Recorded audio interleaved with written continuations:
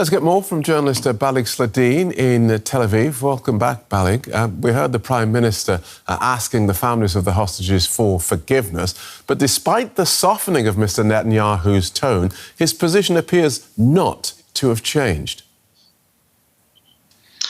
Well, yes, the main goal of this speech or this press conference that he gave is not actually to apologize for the families of the hostages that were killed yesterday, or actually their bodies recovered yesterday. They were killed last week by Hamas in the Gaza Strip, but actually to talk about the Philadelphi Corridor and its importance and why Israel can't give up on this corridor that separates the Gaza Strip from the border with Egypt. He said that this corridor was used by Hamas during the past 20 or more years to smuggle weapons, to smuggle ammunition, and to continue their what he described their terrorist attacks against the Israeli society in general. And that's why Israel needs to still have presence in this corridor, even in the first phase of the possible deal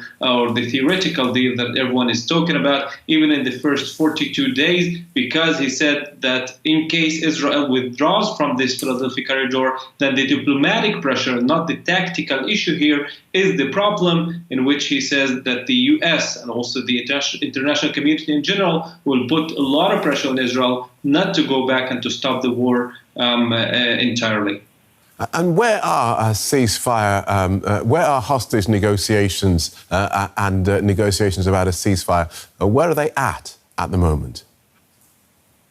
Well, today it has been reported that the head of the Mossad, the Barnea, came back from Qatar after holding talks with the Qataris. And just a few moments ago, the Qatari Prime Minister said that he talked to the National Security Advisor of the U.S., Jake Sullivan, about the recent talks and the possibility of reaching a deal. We know also that the U.S. President Joe Biden, with his Vice President Kamala Harris, alongside the other members of the team, held a meeting in the Situation Room about this specific issue as well. That's after the killing of these 6 Israeli hostages, including one American, Hirsch, that we just have seen his funeral in the report. So the talks are still continuing, but apparently they are reaching a deadlock after all, because the Israeli Prime Minister doesn't want to give up on the Philadelphia Corridor, and Hamas doesn't want to give up on the fact that they need the Israeli troops to leave entirely the Gaza Strip. So we both have,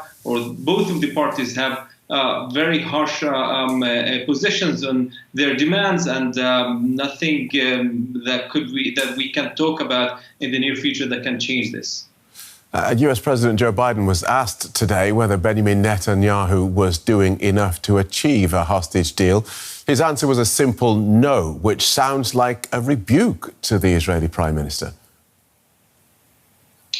Exactly that. The Families of the Hostages Forum said that if we were seeking more evidence that Netanyahu is the one that is jeopardizing a deal, we are having it right now from the U.S. president. And by the way, some people are saying that he didn't exactly say that Netanyahu is not doing enough. He was asked 2 questions, and it's not clear whether the no was toward the first question or for the second part of that question. But in any way, Netanyahu was asked about this, and he decided not to talk about it. Also, the U.S. president, after the meeting in the Situation Room, also chose not to talk about the Netanyahu's comments and address today.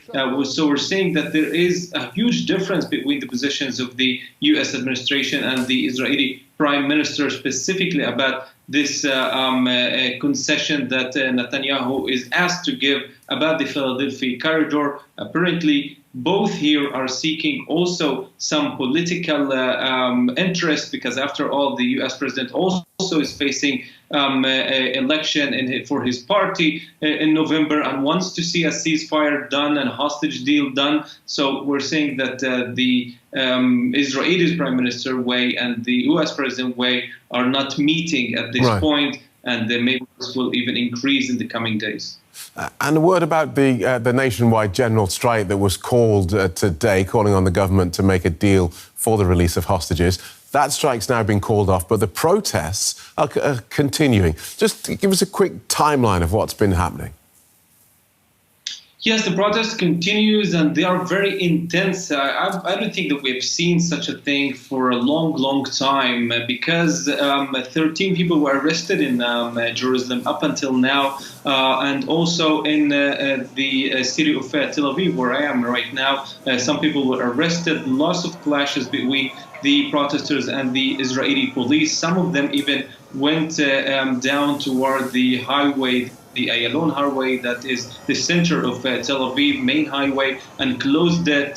Fire was burned there. So we're saying that even they have got closer to the Likud headquarters, which is the party of the prime minister, and also trying to reach his residence in the city of Jerusalem. So lots of rage, lots of anger toward the prime minister. But I just need to mention here that according to a recent poll that was taken yesterday morning, so exactly after the news about the hostages, most of Israelis said that they are not willing, or the government should not be willing to give concessions on the Philadelphi Corridor, even though that means that a hostage deal won't be sealed, which means that at least now Israeli government's position is aligned with the public's position on this topic as well.